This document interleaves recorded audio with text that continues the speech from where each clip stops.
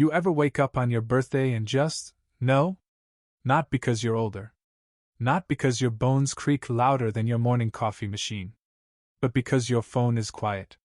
Like weirdly quiet. Like, are we in a blackout or am I just that forgettable? Quiet. Yeah. That was me. Last year. My name's Mason Delgado. And on the morning of my 32nd birthday, the only thing lighting up my phone was a notification from my banking app reminding me my rent was due in 5 days. No. Happy birthday! From my mom. No terrible pun gift from my dad. No fake sarcastic. Congrats on surviving another year, loser. From my younger sister, Camilla. Just crickets. Now, for context, growing up, Camilla was the event. You know those kids whose birthdays basically turn into neighborhood-wide parades? That was her. Every year, like clockwork, our house transformed into some Pinterest board disaster. She had unicorns, bounce castles, live bands, even a llama one year. No one ever explained the llama. It just showed up wearing a pink ribbon and sunglasses like it had a modeling contract. Me? I got one of those sheet cakes from Costco and a card that may or may not have originally been addressed to Jason. Spoiler, I'm Mason. At some point, I stopped expecting much. I figured I was just the low-maintenance kid. The one who didn't throw tantrums. The one who didn't need attention or glitter balloons to feel loved. But here's the thing about being low maintenance. Your whole life, people start treating you like you run on autopilot. Like you'll just be fine no matter what. Until you're not. So I waited. Gave them the benefit of the doubt. Maybe they were planning a surprise. Maybe my phone was broken. Maybe I was on some secret "don't text him until noon" birthday prank list. I even baked my own cake just to keep the mood festive. It was a sad little chocolate thing from a boxed mix, slightly burned on the bottom and leaning like a stressed-out skyscraper. I put one candle in it. Just one. Out of stubborn hope. Then, around 8 p.m., I made the mistake of opening Instagram. First post on my feed. My sister, Camilla. Caption. It's a girl. Ribbon party popper. Thank you to everyone who came to celebrate our little miracle. 2 hearts. #gender reveal. #family first.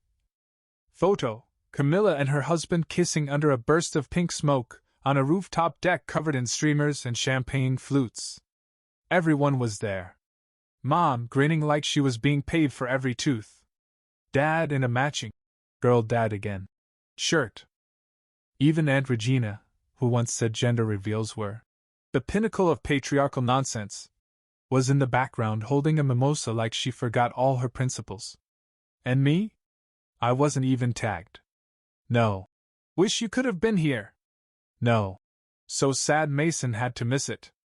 Just pink smoke, fake laughter, and enough hashtags to induce nausea. Oh, and did I mention?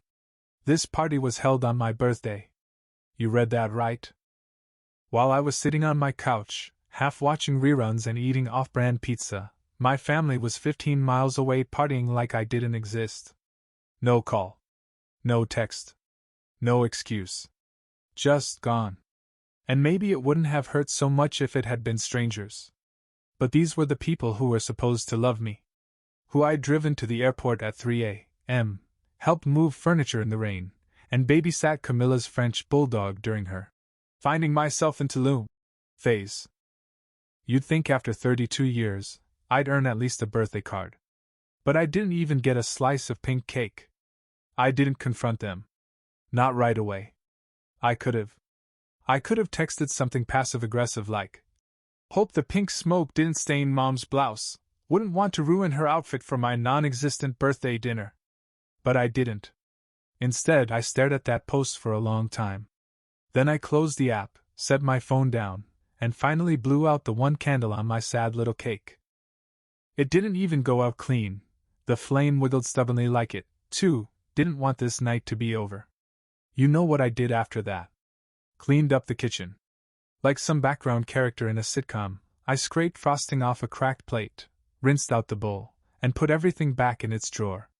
And the entire time, I kept asking myself one question. Was it really that hard to remember? I mean, it wasn't like my birthday moved.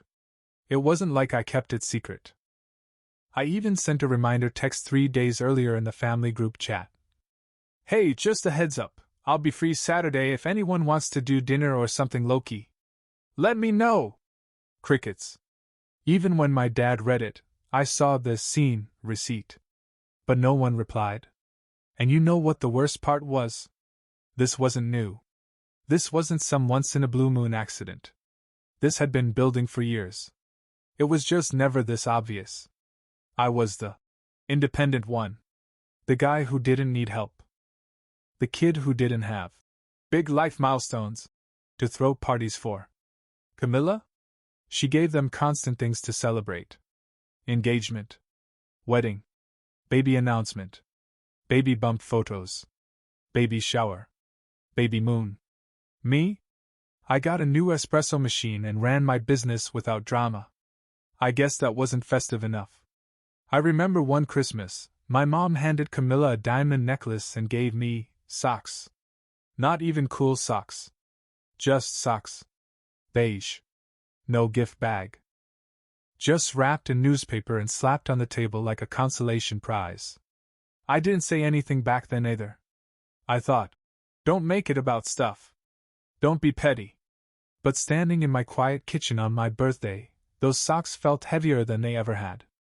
The next day, I got a text from Mom. Finally. It just said, "Sorry, sweetie. Everything was so hectic.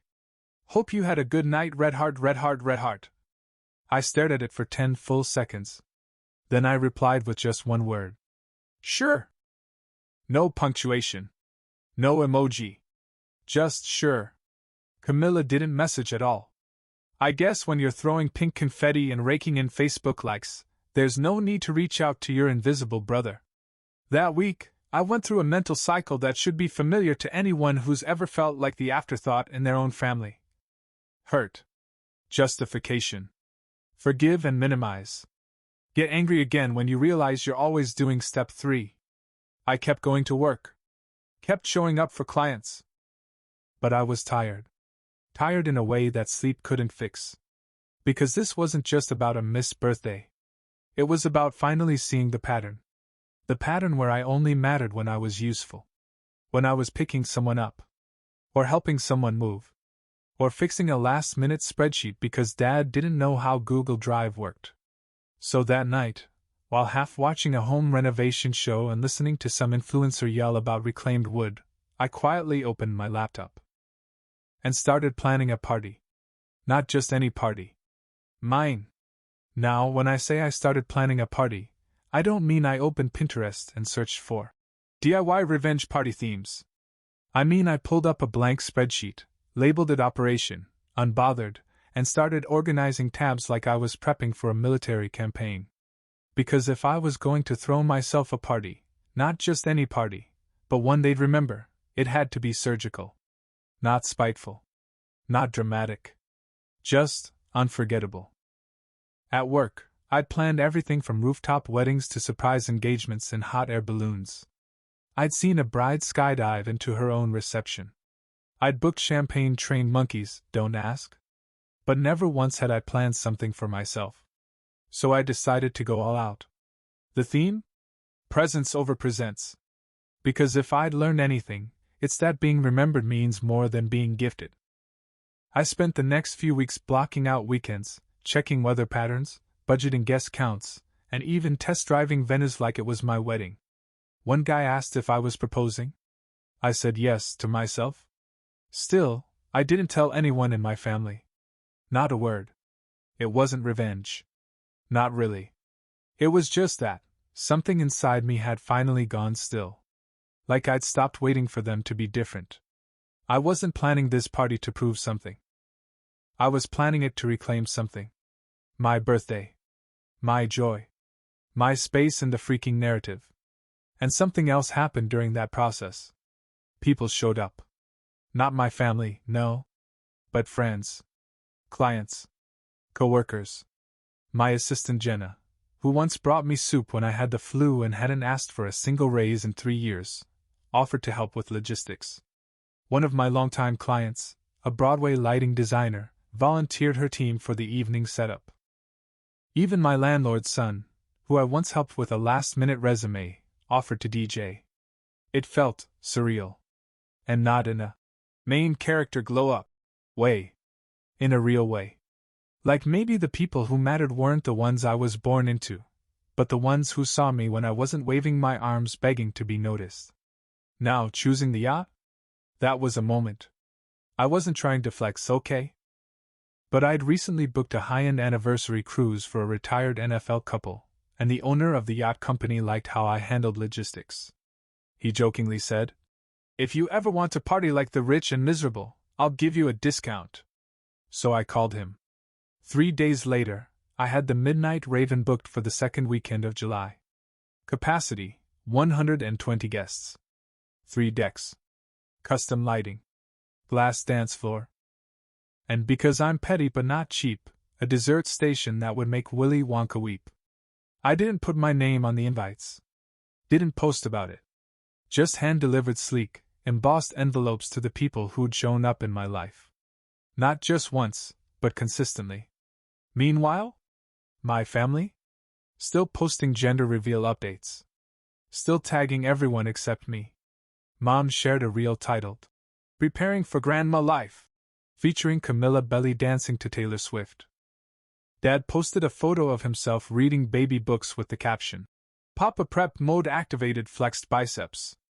No one mentioned me. At all. It was like they'd collectively decided I didn't exist unless I was holding a screwdriver or paying for takeout. But I wasn't mad anymore. I was clear.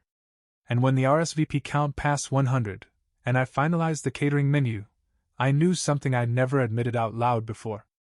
I didn't want them there. Not because I hated them.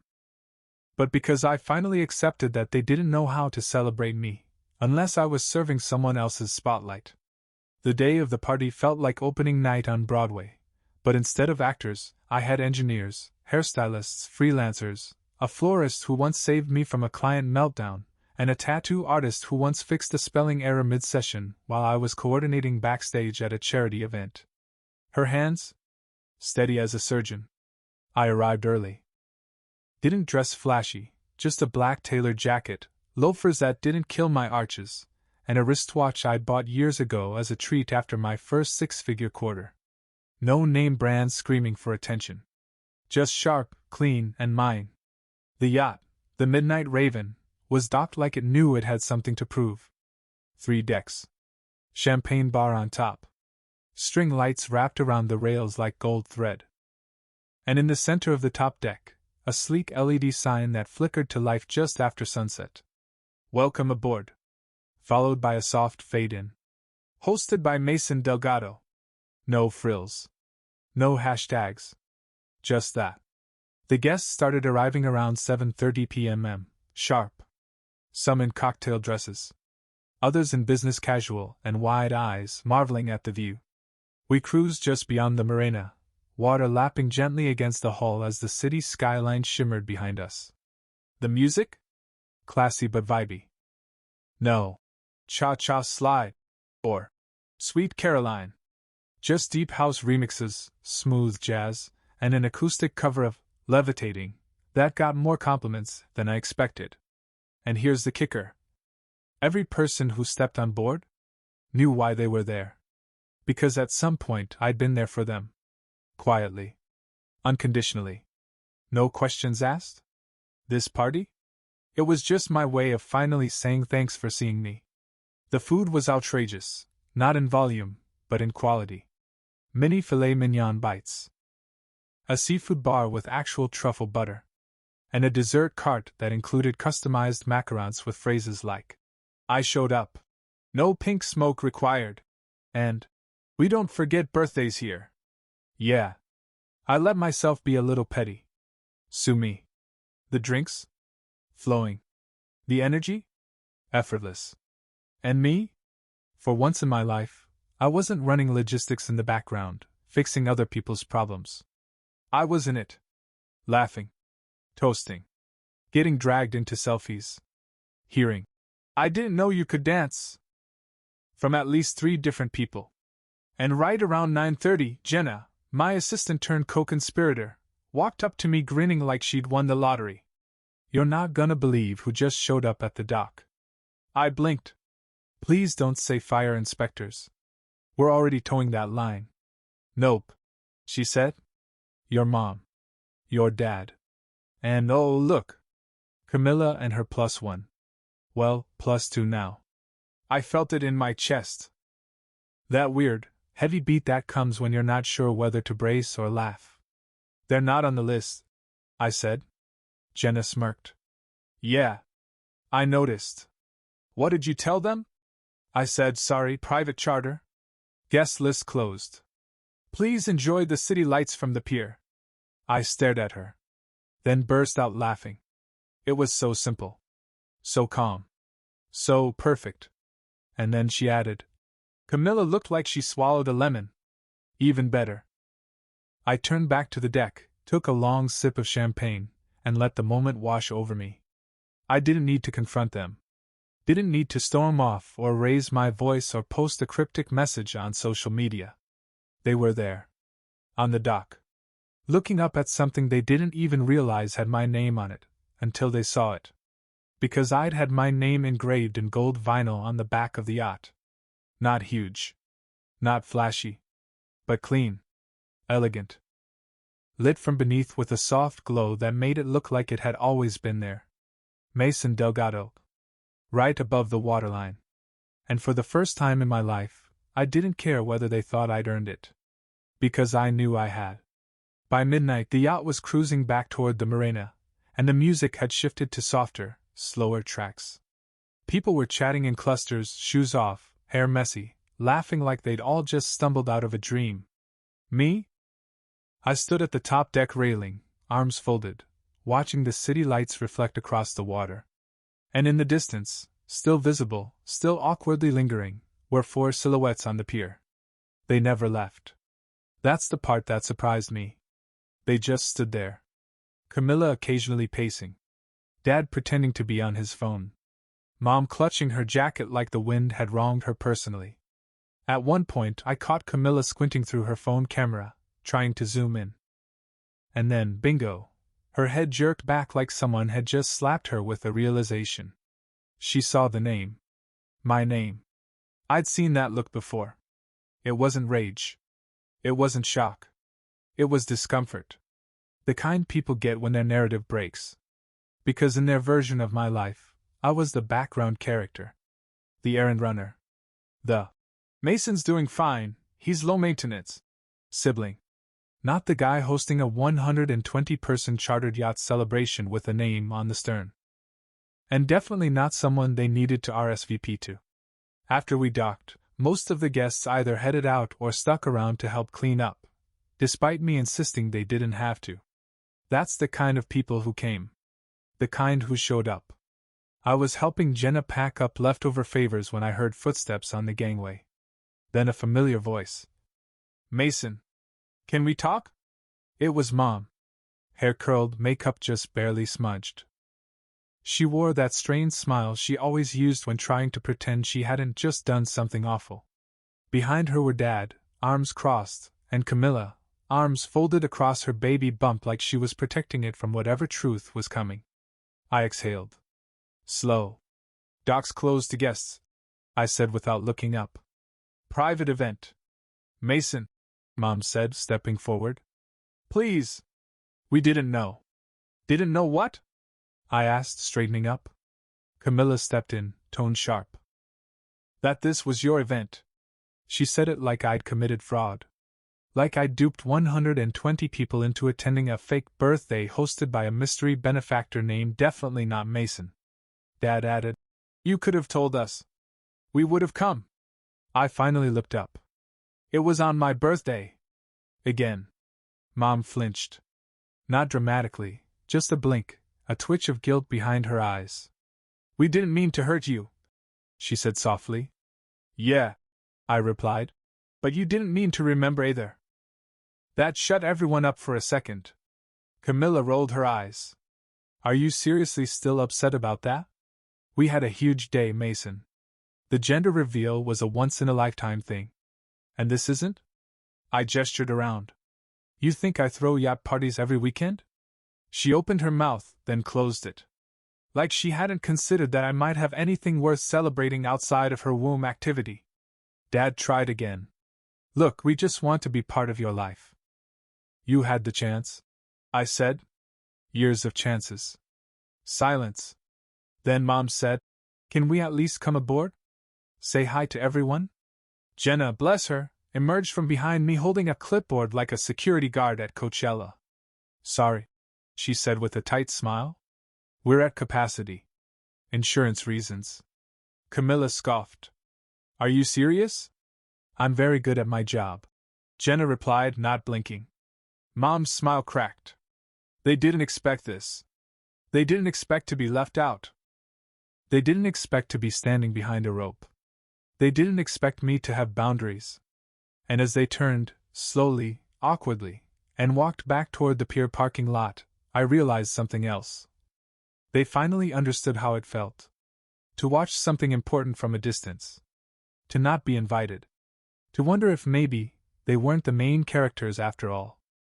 The next morning, I woke up with my blazer still on, half a chocolate-covered strawberry mashed into my sleeve, and a vague memory of someone challenging me to a push-up contest on the dance floor.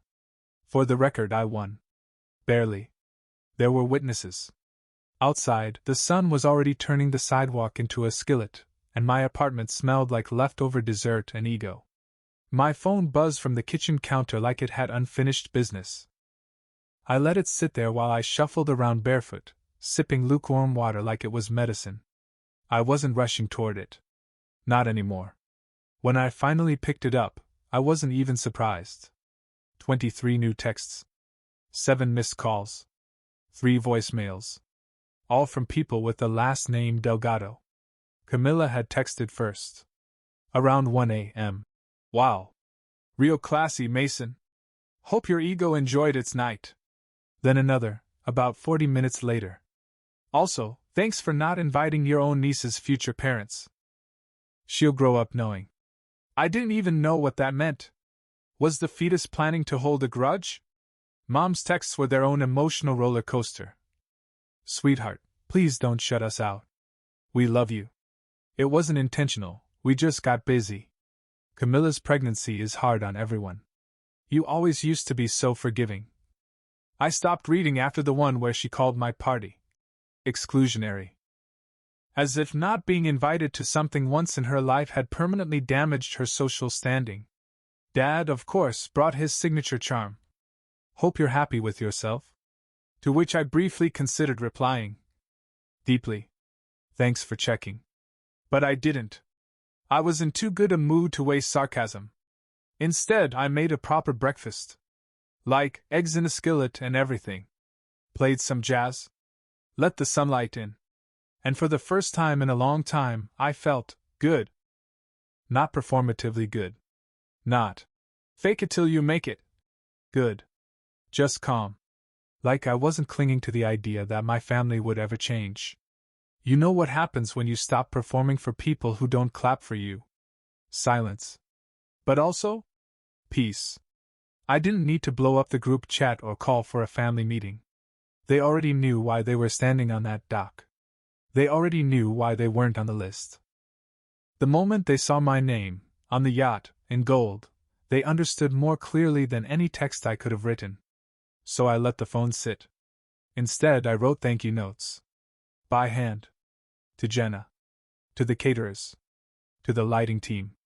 To the guy who knocked over the sorbet cart and apologized 8 times while crying into his linen napkin.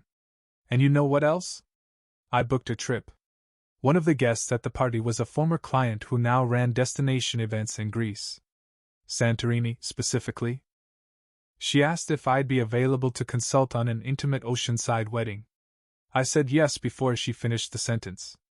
2 weeks later, I was packing a suitcase while Camilla posted new baby bump photos with captions like, "Can't wait to meet our little blessing, 2 hearts, shower countdown begins." No tag. No DM. Not even a passive-aggressive invite. But for once, I didn't flinch. When Mom texted asking if I could help hang decorations, I didn't reply. When Dad forwarded some stroller registry nonsense, I deleted it. When my uncle called saying, "It's not too late to smooth things over," I let it ring. Because it wasn't about grudges. It was about gravity. The second I stopped orbiting around them, I realized how much lighter my life could be. Santorini didn't just look like a postcard, it mocked every photo I'd ever seen. The sunsets were so theatrical I kept waiting for someone to cue a standing ovation. The air smelled like citrus and sea salt, and the blue domes really were that blue. It felt fake in the most magical way. I landed, slept off the jet lag, and woke up feeling 10 years younger. The wedding I was hired to consult on was elegant, simple, and nothing short of joyful. No crying toddlers. No family feuds disguised as seating chart disputes. Just two people in love, surrounded by the kind of friends who actually meant it when they toasted to forever. I spent the day before the ceremony checking on lighting cues and adjusting flower placements, then sat alone at a little outdoor cafe that evening with a glass of wine and a breeze that felt like forgiveness. No group chats. No pings. No guilt texts about baby showers or family obligations. Just peace. But because life has a sense of humor, that's exactly when my phone buzzed. It was Mom. "Hey, sweetheart.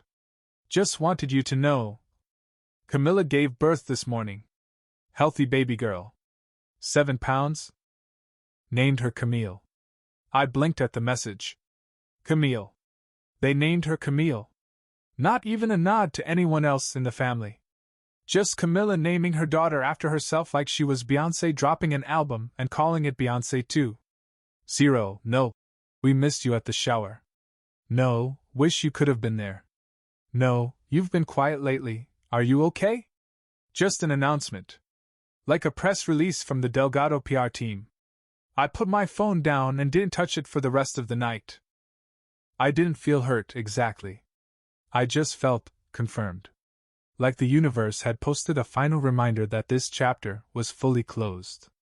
The next morning, as I stood barefoot on the edge of a cliff overlooking the ocean, I decided to mark the occasion. I opened my phone, went to the family group chat, and typed a single message. Sending warm wishes to Camille. May she grow up surrounded by people who make her feel seen. Then I left the group. Not with a bang. Not with drama. Just a quiet little click that felt like dropping a stone into still water. And I didn't check the replies. Instead, I walked into the reception like I'd never been overlooked in my life. I danced. I laughed. I watched fireworks go off over the sea while the couple kissed beneath them, and in that moment, I realized something beautiful. I hadn't just survived being forgotten. I'd built a life so full, so loud, so mine, that even when my family finally noticed, I didn't need them to anymore. And when I got back home a week later, guess what was waiting in my mailbox? A printed invitation to Camilla's "Welcome Camille" party. Glitter. Pastels. RSVP instructions. Even a note from Mom. "We'd love for you to help host. You're great with events." No apology. No recognition. Just an assumption that I'd be the support act. Again. I didn't respond. Instead, I framed the invitation.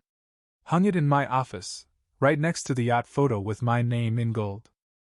Every time someone asks about it, I just smile and say, "That's the last event I never planned." A few months passed. Camilla's Instagram turned into a pastel explosion of baby bows and curated chaos. #MomLife was her new personality, and Mom was now Nana in her bio. Dad mostly posted blurry backyard photos and occasionally commented on mine with things like, "Proud of you, son." Always 3 years late and suspiciously timed. But I didn't engage. I wasn't bitter. I was done. I was living in color now, brighter, louder, without apologies. New clients, new projects, a new circle that didn't question my worth every time I didn't show up with a gift bag or fix a printer. I even took up pottery. Jenna said my first attempt looked like a haunted cereal bowl. I kept it anyway.